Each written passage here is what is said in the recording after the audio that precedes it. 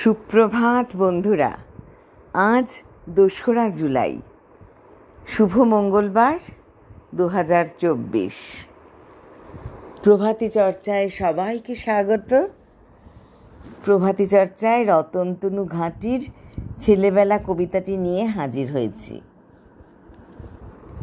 মেদিনীপুর জেলার মহিষাদলে রাজারামপুর গ্রামে রতনতনু ঘাঁটির জন্ম। উচ্চশিক্ষা নিয়েছেন বাংলা সাহিত্যে, পেশা সাংবাদিকতা। 1985 সাল থেকে যুক্ত আছেন ছোটদের পত্রিকা আনন্দমেলা সম্পাদনার কাজে। গ্রাম জীবনের সহজতা, প্রকৃতির স্নিগ্ধতা, প্রকৃতির সঙ্গে মানুষের একাত্মতা, এসবের কথা বারবার শোনা যায় তাঁর কবিতায়। ছোটদের জন্য ছড়া লেখার পাশাপাশি গদ্য চর্চাও করেন তিনি।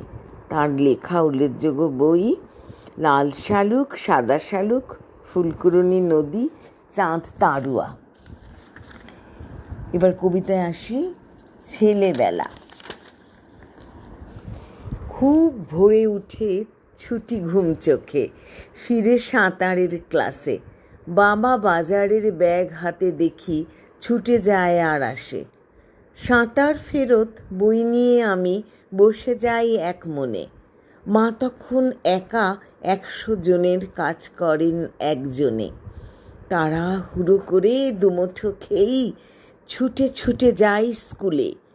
বাবা মা অফিসে, আমরা তখন ওকে গিয়েছি ভুলে। স্কুল থেকে ফিরে গানের রেওয়াজ, নয়তো আঁকার ক্লাস। সময়ে মেলে না কোনটা কখন, করে উঠি হাঁসফাঁস।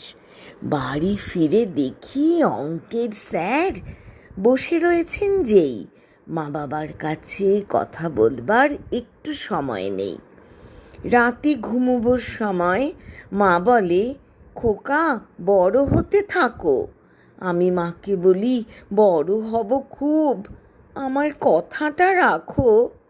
আম কুড়োনোর, ঘুড়ি ওড়ানোর রঙিন দুপুরগুলো, মেঘলা দিনের গোটা রামধনু, আকাশ বালিশেগুলো, তোমাদের সেই ছেলেবেলা যার গল্প করেছ কত, সেই ছেলেবেলা ফিরিয়ে দাও না একটা দিনের মতো। বন্ধুরা, খুব ভালো থেকো। নমস্কার।